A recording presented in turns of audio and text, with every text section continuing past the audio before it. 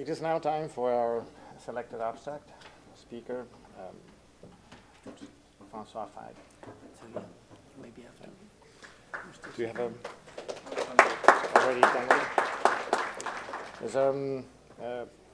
Works on it here in the Monders lab, Nanomedicine, at the institute, and his talk is entitled "Modulation of Nanoparticle Targeting by Surface Switching Technology." Francois? Thank you very much. I have to say I'm very scared to be the last man standing between you and your lunch, so be nice with me. So for the next few minutes, I'm going to show you how imaging can be used to assess nanoparticles. So for those of you which are not familiar with the nanoparticle field, this is one nanoparticle that we are on one nanoparticle platform that we are working on at the 7th floor of this building. And it's composed of a hydrophobic polymeric core made of biodegradable sugar, PLGA, that is surrounded by a phospholipid layer that make it hydrophilic. This platform is pretty good and pretty stable in solution. However, you would inject that platform in the bloodstream of an animal or a human. It would get cleared very quickly by the immune system as it would be seen as a pathogen. So one solution is to add another layer of a polymer called polyethylene glycol, which this polymer protects sterically the particle, preventing the interaction between the particle and the blood and the body MPS system. So enabling the particle to accumulate due to its size to the site of the disease, specifically solid tumors or atherosclerosis plaque. Another fancy way to target those particles is to add a targeting ligand, such as an antibody, an aptamer, or a peptide, in order to bind on receptors that are overexpressed by your tissue or your targeted cells, such as EGFR receptor or integrin. However, by adding another layer of complexity, you're adding a ligand, and therefore you increase the visibility of your particle to the immune system, and therefore increasing the interaction between your particle and the immune system. As well, you may also have a potential off-target due to the fact that some of the receptor you're targeting may not only be expressed by your tumor, but can be also expressed by other tissue. Therefore, we've been working on a pretty cool strategy that is based on a surface switching strategy. So the aim is to, whenever you inject it inside the bloodstream, you have a long peg that is hiding the targeting ligand from the outside, preventing this targeting ligand to bind to either of targeting or the immune system, leading to the accumulation of our particle to the site of disease, where it's going to get in contact with, for example, enzyme, such as the metalloprotease 2, which are secreted by tumor. This protease would cut our long peg shielding, leading to our targeting ligand to be available for binding. I know, well, it looks pretty fancy and pretty sci-fi.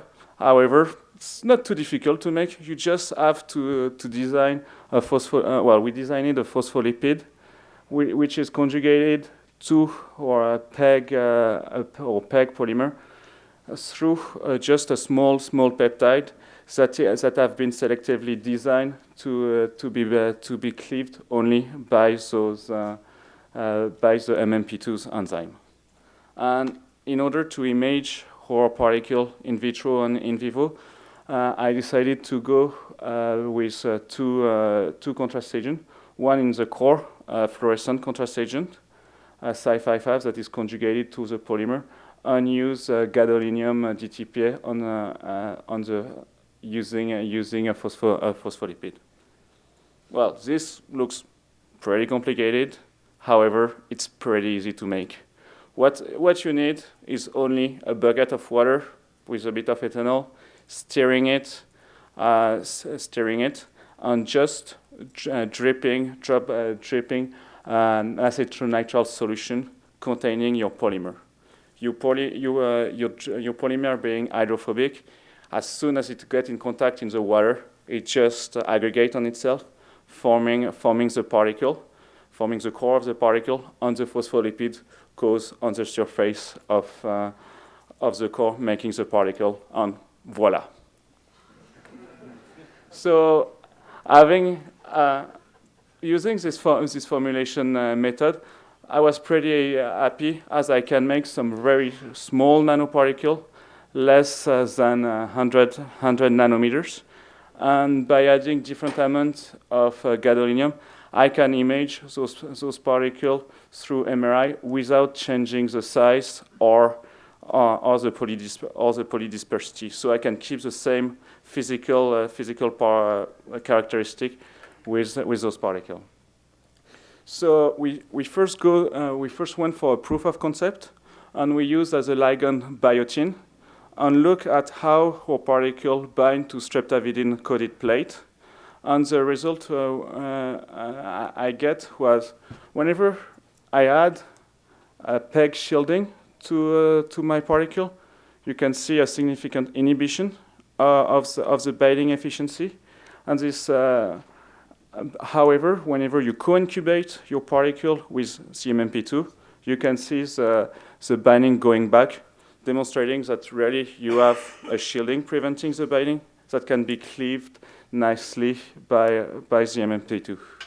So having the proof of concept working, we then went to a relevant a ligand, which is RGD. RGD is a peptide that specifically bind to alpha V beta 3 integrin that are overexpressed on endothelial cell, as well as some breast tumor cell. And we could see by MRI that our targeted particles had a significant better interaction over the untargeted particle. Those results were also backed up by fluorescent confocal fluorescent microscopy, where we could see that our particle, our targeted particle, had a significantly better interaction with endothelial and breast tumor cell compared to untargeted or targeted but shielded particle. Also, one interesting result with that we obtained with the confocal is that not only our particle bind on the surface of the cell, but they are also internalized by your particle. As you can see, all those dots are lysosomes, our particles that are all concentrated in the lysosome of the cell. So having the targeting working, we then moved to look at the efficiency of our surface switching using flow cytometry. And we could see, once again, that by adding a targeting ligand, we could see a significant increase of the interaction that would be decreased by adding the PEG shielding, and once again coming back by pre-incubating our particle with MMP2. So we were happy. It's worked pretty well in vitro. So we went for in vivo, and looking at near infrared imaging, we could see that our particle accumulate we injected IV or particle, and we could see that they accumulate inside the tumor of the mice, and specifically on the rim of the tumor. And this is probably due to the size of the particle that can first only bind to to the first layer of cell. And this result was backed up by MRI study, where we could see a significant decrease of the T1 signaling between pre-injection and 24-hour post-injection of our particle.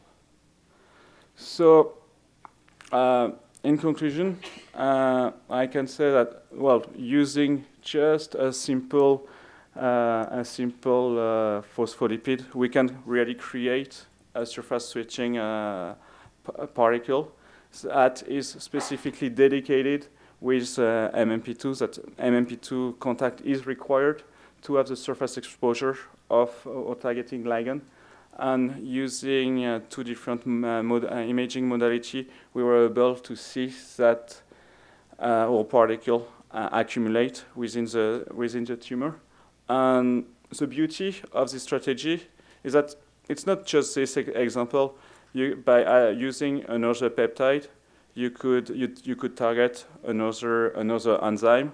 As well, you could change the targeting agent, and therefore really custom your particle for a different type of disease. So, and well, I would like to acknowledge everyone in my lab and in other university that make my life a lot more easier. And well, thank you very much, and bon appétit.